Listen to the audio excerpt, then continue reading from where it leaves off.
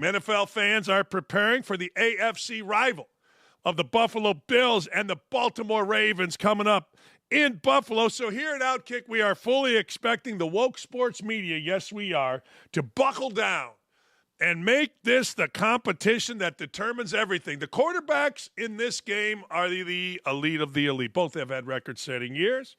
Lamar Jackson, Josh Allen, and you know what's happening here with the clowns on ESPN, NNN.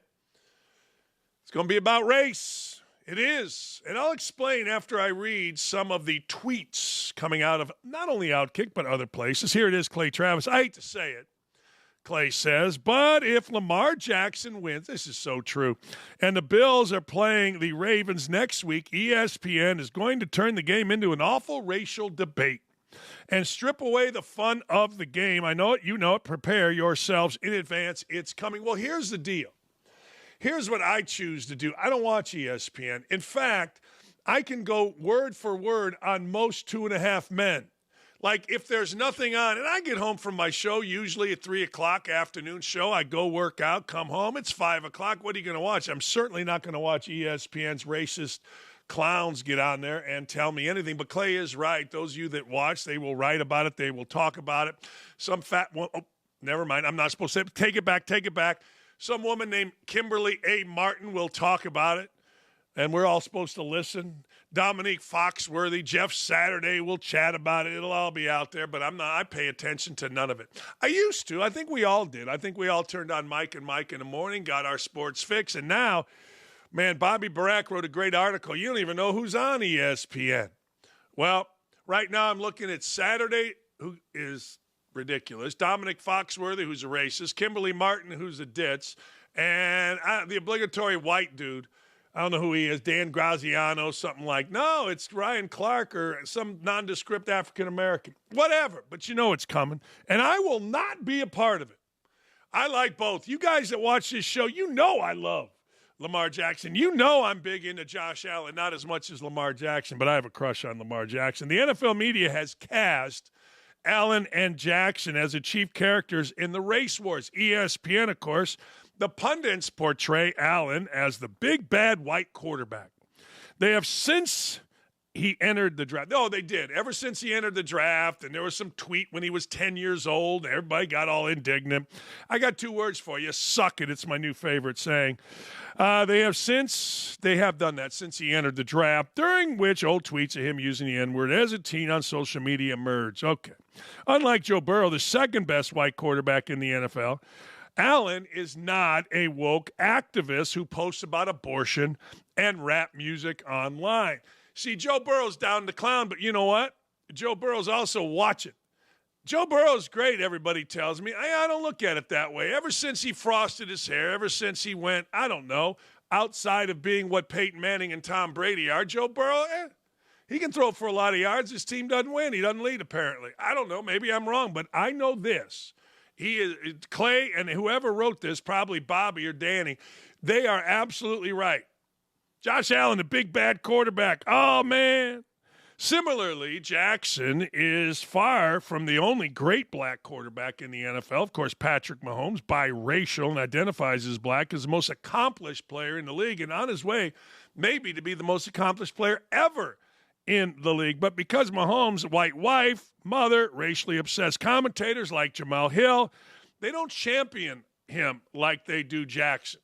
You got to pick and choose. Even that clown Ryan Clark said, you know what?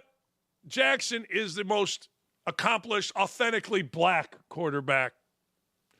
Guys are just crazy, man. The whole "you guys aren't black enough" thing is real. Talk to any of your African-American friends. It's real. You got to be black enough for idiots. Now, for the non-idiot crowd, which is 95% of the African-American community, they don't care. But the 5%, the idiots, the guys that can't get along without going race, they got to talk about, hey, look, hey, you ain't black enough. It's the dumbest thing ever.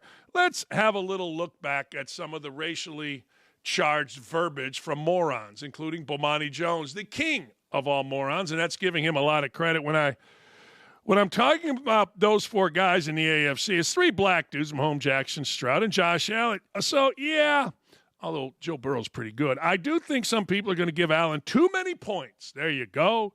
Because me and Dominique also talk all the time about the times in our lives that we all gave black dudes too many points. Oh, that'd be every day.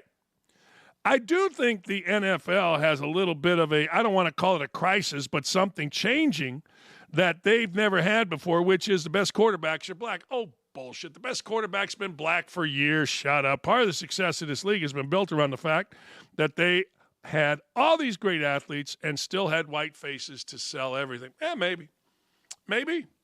And if it continues, so what? I'll tell you this.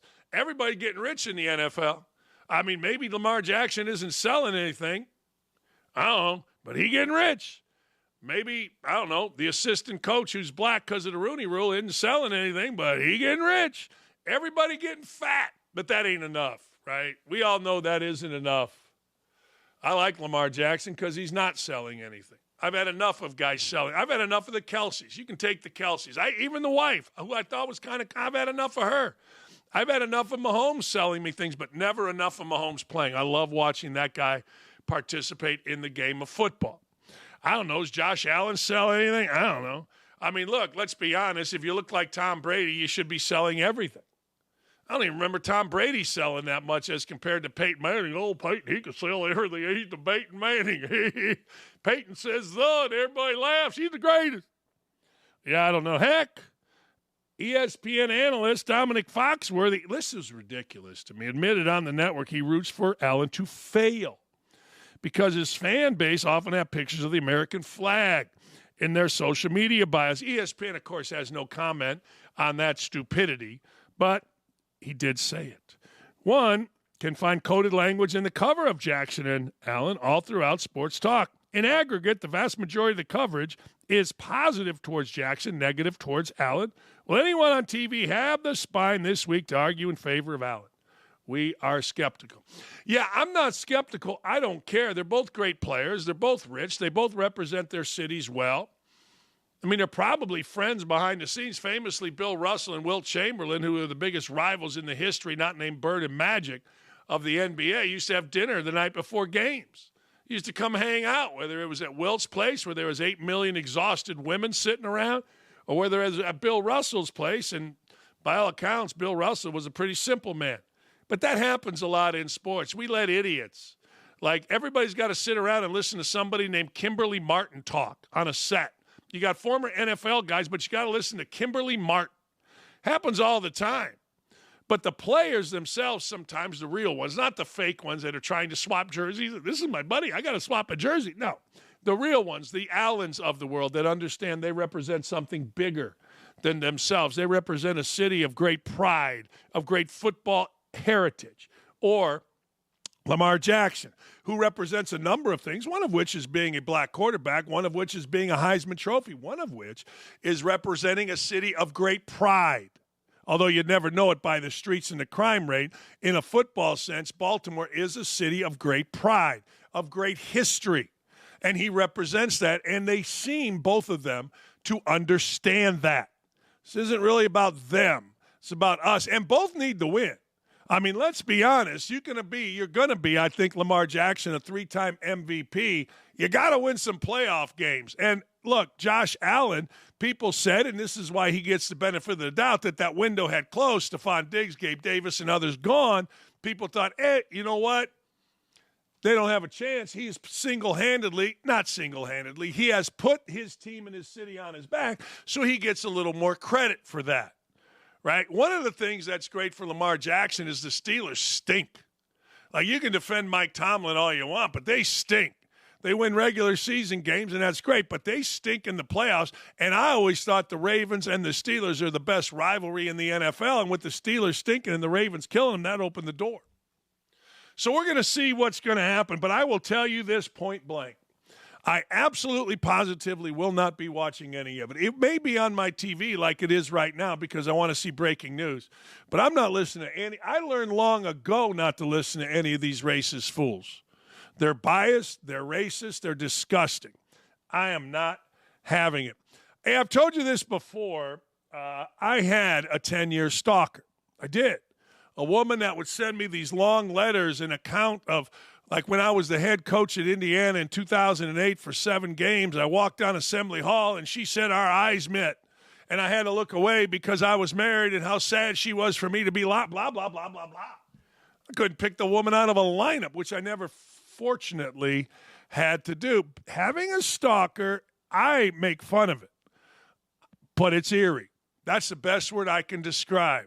It's eerie. Mine finally broke up with me over voicemail, saying, hey, look, I'm done. After sending me $250 worth of roses my first day at Emma's broadcasting, sending me books on the Cubs because she knew I liked the Cubs and letters to my house.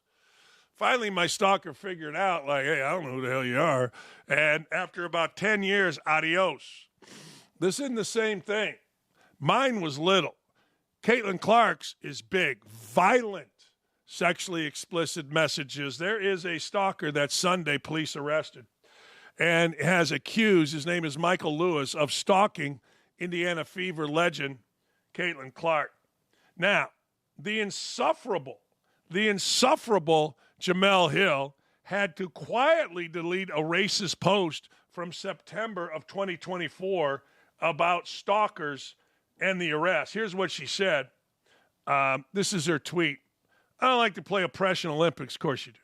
But Caitlin Clark had to delete her social media accounts? No. But her teammate, Aaliyah Boston, did. Caitlin has given out a few hard shots herself, talked trash jawed at officials, yet anytime she's subjected to physical play, hard foul, trash talk, opposing players are absolutely vilified. She is not constantly subjected to racial slurs or whatever hate she does experience. She is not told to toughen up and that her feelings don't matter. She's not subjected to side-isms, nor are people trying to justify any hatred against her. That's the difference, really. Jamel Hill's an idiot. I mean, she's trying, and we talk about her, but you know what? All I've heard out of Jamel Hill and that Angel Reese is how victimized they are. You know what I haven't heard out of Jamel Hill and Angel Reese? Anything regarding Caitlin Clark's stalker. Let's go through what this stalker, who was in court yesterday, let's go through what he is charged with. 55-year-old Texas man charged with a felony of stalking Caitlin Clark, sent her hundreds of threats. Now, remember, let me go back to something. Let me, for comparison, this is in court. Hundreds of threats. Remember when Angel Reese and her Chicago Sky teammates made up being harassed by a throng of people getting off the bus somewhere, and it was one guy asking a question of Kennedy Carter about poking Caitlin Clark in the eye? This is what Caitlin Clark has to deal with. I haven't heard one person from the WNBA condemn this. I haven't heard Jamel Hill condemn this. I haven't heard Bomani Jones or other racists walking around, the little cretins walking around our earth. I haven't heard any of them. I haven't heard Angel Reese say squat, yet she's always a victim. Take off your clothes, show your ass, show your tits, and then get mad that you're being sexualized. That's her thing. Caitlin Clark's got real things going on. Hundreds of threats and sexually charged messages on Twitter. Traveled to Indy. Think about that. Traveled to Indianapolis before being arrested at her hotel. She was so fearful for her safety, she altered her appearance while in public, and she altered her appearances. Limited some. Now, with all due respect to the other racist clowns that are begging for attention, the barnacle on Caitlin Clark's ass, that is Angel Reese, I don't think this is happening to them. They draw that attention. They want dudes to say, hey, baby, I'll fly you out. That's what Angel Reese is dying for with her third-grade education. Caitlin Clark handles all of this without bitching, without whining, without moaning. She just handles it. You didn't. I didn't. Nobody knew anything about it. She's not making a big spectacle of herself. And once again, I say this about Caitlin Clark. While everybody else, the Greg Doyles of the world, are going crazy. Michael Thomas Lewis, whatever the hell his name is, going crazy. Stalking. You know what she does? She stays above it. Now I'm getting tired of the whole Caitlin Clark thing, and I'm interested to see how long this lasts. That's cool. But the truth of the matter is she just stays above it. She's like Jackie O. Just stays above the fray. That's all. Just stays above it. Nothing to see here. Call the cops when needed. Man, you can't swing a dead cat without those racist dumbass Angel Reese and Jamel Hill whining, bitching, moaning about something that really either didn't happen or is inconsequential. I haven't heard any of them. I heard any of them. Not even the WNBA commission. Nobody. stepping up to say anything like this is horrible. I'll tell you, it is horrible. As someone that had a stalker, it's horrible. Her stalker a little different. And here's what's going to happen. We have an absolute garbage prosecutor here in Indy. His name is Ryan Mears. I play golf with cops. There is such a dislike for this guy, Ryan Mears, and his pandering to criminals. I mean, letting murderers out. It's just ridiculous. Well, he's going to make a big deal about this. Why? It's Caitlin Clark. And he needs to be reelected. He just got reelected. He's got a few years, but you get the point. This is sick. This is disgusting. From Jamel Hill and all those race-baiting jackasses to the WNBA to even the Fever. I haven't heard the Fever come out and say anything. This guy's going to go to jail, and he's going to go to jail hopefully for a long time. And you know who's going to be standing right there? The worst prosecutor, the most compromised prosecutor, the most pandering prosecutor, a guy named Ryan Mears. Be standing right there. This is interesting. I'm a big Ross Tucker fan. Ross Tucker is an analyst on TV, radio. Pretty good media career Ross has going because he speaketh the truth. Well, Ross Tucker the other day in Chicago said this. He's a friend of the program. He believes that the Chicago Bears drafted the wrong quarterback in Caleb Williams and not Jaden Daniels. He opting for the idea they would have been better off drafting Daniels with the number 1 pick overall. Now, before I go to this, Ross Tucker did say this before the draft. A few people did. The more they watched Daniels, the more they liked him. I, as you know, love Daniels. And I question the laying with mommy after a loss, the handbags. Hey, look, that's not how Tom Brady paid Manning. That's not how Lamar Jackson goes about his business, Josh Allen. That's how Caleb Williams goes about his business. Caleb Williams right now 1 for 1 and getting coaches fired. Here's Ross Tucker. Did the Bears draft the wrong quarterback, in your opinion? Yes. Yeah, I would say yes. Like I would take Jaden Daniels 10 times out of 10 over Caleb Williams. Now, the reason why I say that is Jaden Daniels is already a top 10 quarterback in the NFL. Caleb is not a top 20 quarterback in the NFL, right? So unless Jaden Daniels takes a step back, what are the odds that Caleb becomes a top 10 quarterback? Now, that being said, the thing that's in the Bears' favor and in Caleb's favor is last year I thought C.J. Stroud had the best rookie season I've ever seen for a quarterback, ever. I mean, to lead the NFL in yards passing per game and touchdown-interception ratio, only been done 2 other times, Tom Brady and Joe Montana, and then C.J. Stroud last year as a rookie. And I also thought Bryce Young was clearly the worst quarterback in the NFL last year. And now this year, I don't know, they kind of were about similar. They kind of were even. So while I would take Jaden Daniels 10 times out of 10 over Caleb Williams, the reality is, let's say Jaden Daniels is, I'm just throwing numbers out there, the 8th best quarterback in the NFL and Caleb's 23rd. I'm just throwing it out there. That's much less ground to make up than Stroud being like 5th last year and Bryce Young being 32nd. And now both those guys might be around 15th or 16th with the way they played this year. So there you go. There you go. Somebody said it. Hey, I don't know. Look, end of the day, both are going to have a great opportunity to prove themselves. But think about this. Think about how the NFL might be evolving back away from the Mike McDaniel, little woke douchebag coach into toughness. It's going to be very interesting to see what the Bears do because you get this hire wrong, you're going to run through Caleb Williams' rookie deal, which is where you got to make hay because you're going to have to pay him a ton of money. See, Jaden Daniels cares about the rookie deal right now because they're in the second round of the playoffs. We're not worried about money. We're not worried about any of it. We're worried about winning our next game. That's the deal. That's it. Period. So I'm looking forward to seeing how this plays out. This could be great for the NFL. Daniels coming in. Williams coming in. Same year. I'm kind of fascinated by it. I'm not sure he's right, but I will say this. At this point, he's absolutely right. Caleb Williams came into a situation with an established coach, an established general manager, established ownership. Eberflus, whether you liked him or not, was there as a number one pick. They had brought in DJ Moore. They had brought in some guys, and they flopped. Totally, completely flopped. And ironically, they flopped on a Hail Mary from the Commanders. Hey, Mario Cristobal is the head coach at Miami. He's finally broken the silence and addressed the Cam Ward decision to only play a half. Remember? He only played the first half, and the internet went nuts, labeling the narratives around his star as bullshit. Oh, man, the big stupid coach says bullshit. This is bullshit. No, it's not. No, and I'm going to guarantee he doesn't tell the truth here. By keeping internal conversations private, Cristobal inadvertently opened a door for speculation. Though likely well-intentioned, his silence gave life to swirling narratives, some rooted in bad faith. Joe Klatt cautioned on his show to his listeners, you should avoid the water that circles the drain at the bottom of the bathtub. Joe Klatt. Anyway, a not-so-pointed critique of college football's old guard, which wasn't exactly fond of Ward's decision. Cristobal's, I don't know what that word is, allowed the old guard of college football to find its opening. Didn't help that Miami didn't make Ward available to meet the press either.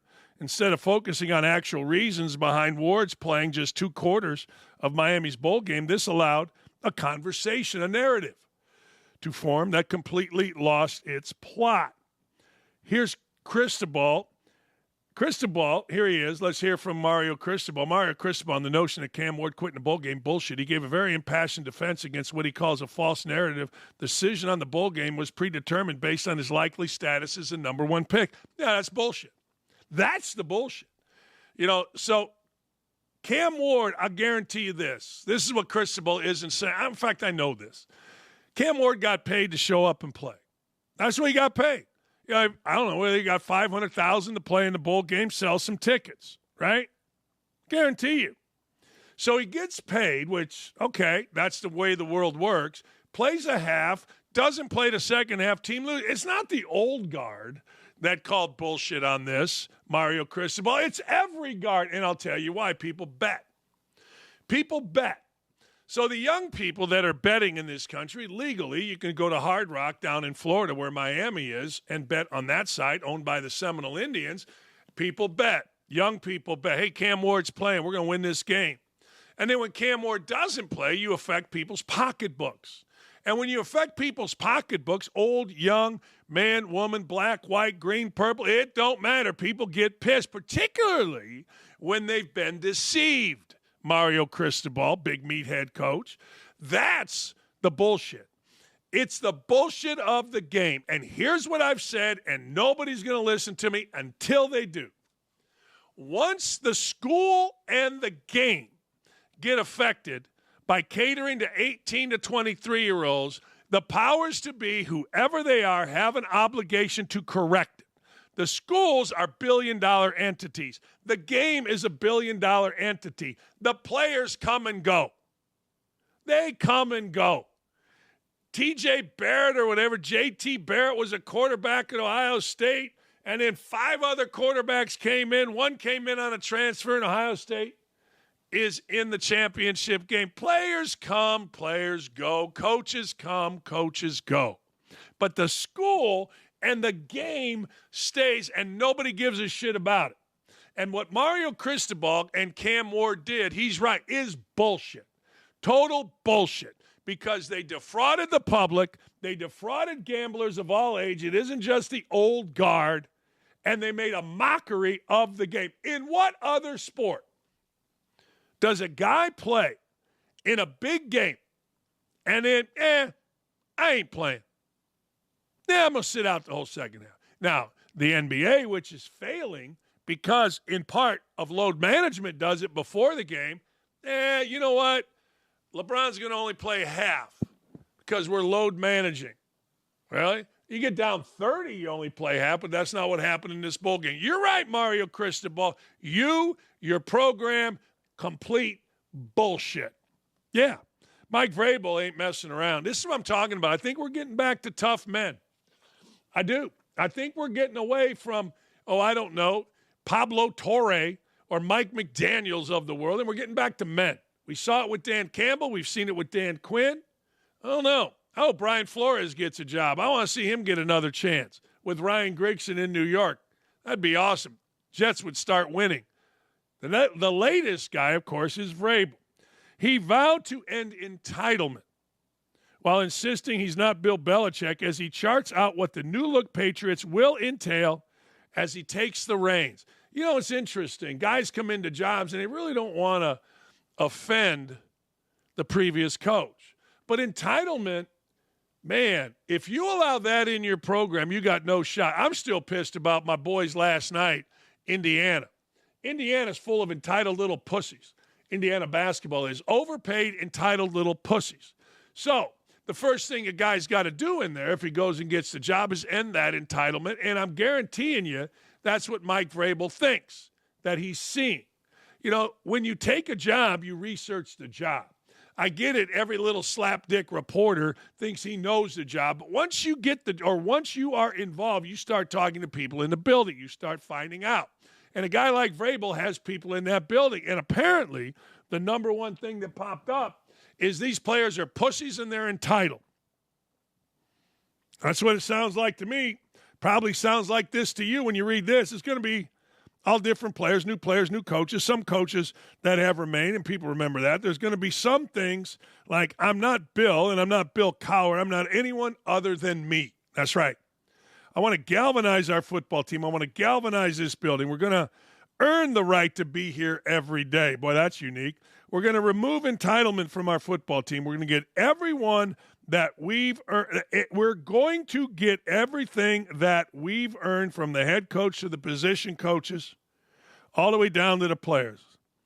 We're going to earn the right to be here every single day. Everybody, in my eyes, is starting over, and they will prove to us and to this team the impact that they'll make. Now, that's great. And everybody's going to be yay rah, but all of a sudden, here comes April, here comes May, dog days in an NFL life, because August, you're back in business. You got some OTAs, we'll see. But here's a bigger issue. You better bring in some guys. I say this all the time, and I've learned this. I learned this as a coach. I certainly learned this as a broadcaster. You better have guys. I mean, real guys, not fake guys. You don't need the third-team all-conference guy. You need the first-team player of the year guy. Those are the dudes that win for you. But the facts of the matter are they don't have guys yet, but they got one thing that everybody needs, and that's quarterback. Tradition, great. Bill Belichick, banners, this is our standard, great. But you better have guys, real guys. The fake guys get weeded out pretty easy. They just do. This is a bit of a disturbing story, and one that I'm betting goes on a lot more than we think. But I would also bet, follow me here, that it's slowed down a little bit since Jontay Porter, the idiot brother of that other Porter, Michael Porter with the Denver Nuggets, got arrested for gambling. And the story keeps getting more interesting.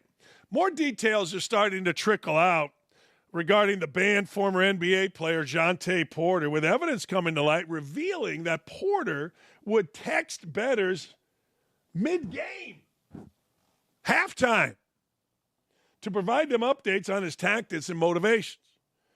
Man, complain about ratings all you want. The NBA is absolutely a content machine. Hey, man, I'm going into halftime. I'm going to get my phone, and I'm going to text my bettors. You what? Okay. Hey, in early 2024, an investigation unveiled Porter's scheme of purchasing player props to underperform to cash on his under bet. So he's betting against himself. What an idiot. He's also discovered that he bet against his own team, the Raptors, during his tenure with the club 23 to 24.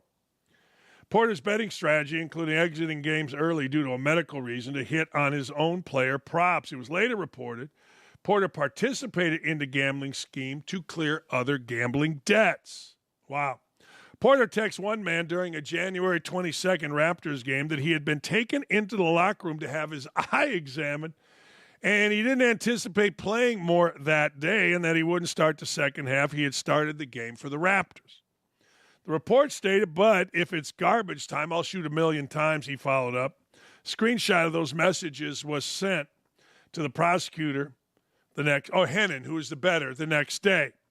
Prosecutor said in a complaint, Porter pled guilty to a federal conspiracy crime related to his illegal gambling activities and awaits his sentencing. Imagine this. Imagine you're waking up every day. This is something that terrifies me. You're waking up every single day wondering how long your prison sentence or if your prison sentence is going to be. So you call your lawyer damn near 3, 4, 5, 10 times a day, and every word he says matters to you. You either get comfort from it or you get terrified from it. Hey, man, what are you in for? I murdered 3 people. What are you in for? I beat the crap out of a dude with a nightstick. What are you in for? I bet on NBA games. Bend over. Man. And then you walk in with a name like Jontay. I mean, could you be more effeminate? You ain't pitching in prison, baby. You be catching. That's right. You're catching. And it ain't going to be fun for you. No, it ain't going to be at all a little bit fun. By the way, we got Reese Davis coming up. We got Danny Z coming up. We got Bobby Barack coming up. It is fascinating as you go through life what you think about it. And I think about it all the time. Like, I don't want to go to jail, man. I don't want to go to jail. I cannot go to jail.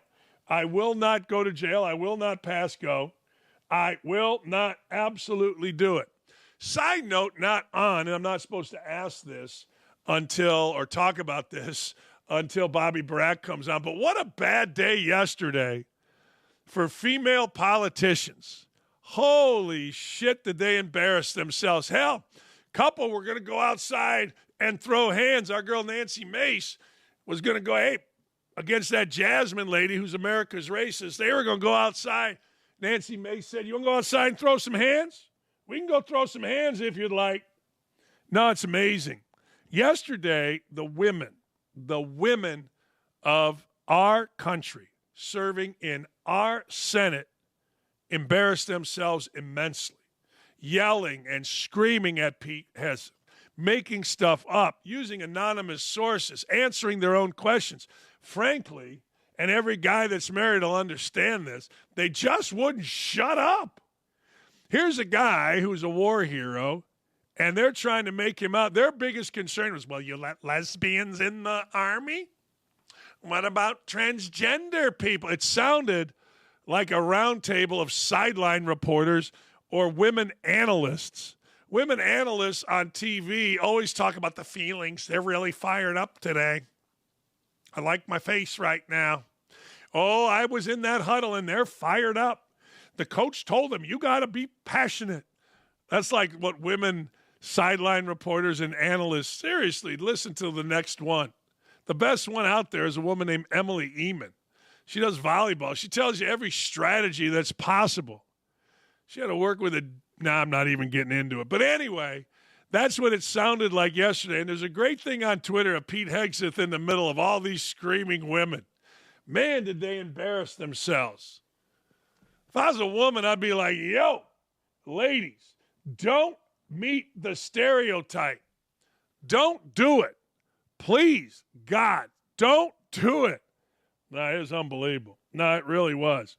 Hey, there they are. Look at this mouth. Put a hook in that mouth. This is some woman named Kirsten Gillibrand. She could not have been a bigger dumbass. Like, she's yelling and screaming and cussing. The best was when one of the dudes got up there and said, oh, will you just shut up about your illegal affairs, about whether Hegseth had an affair or whether Hegseth drank. You all show up here at night half drunk to vote on things. Should we fire you? I know, this one guy said, I'm not going to name him, I know who you all are that have had affairs. I know exactly who you are. And you're sitting up here being hypocritical, acting like you're perfect. But again, I go back to, look at the mouth on this woman.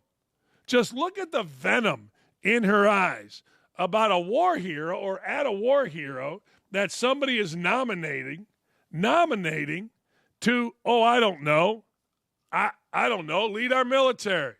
He embarrassed Elizabeth Warren, Pocahontas. He embarrassed this woman. There it is. Can we play the audio of this by any chance, Dylan? If we can, it would be awesome. The lady, the Asian woman, embarrassed herself. Elizabeth Warren. Can we? I didn't hear you. I'm sorry. He's going to try to pull it during the break, and we'll play it. It's amazing. Look at Elizabeth Warren. My God. She's the one that the other day put out trying to get – she was actually trying to get people to send money to a relief fund for the Los Angeles fires that was fake. That's how stupid this woman is. The Gillen looks like death. The top right looks like an advertisement for anal warts. And the top left, all she did was yell. Then there was a drunk Asian woman, or at least she seemed drunk, that was screaming and yelling, and everybody's like, the crowd laughed at her. I mean, honest to God, women, you embarrassed yourself. You made a case for not having you in there. You made a case for an all-dudes committee. All right, here it is. Here's what Pete Hegseth had to listen to. Are you willing to support our veterans organizations that will help our veterans get every damn thing that they deserve because they signed on the dotted line to keep us safe, just like I should put it out as a Twitter poll of these four women. Who is the face of anal warts? You're being sexist. No, man, I'm just telling you the truth.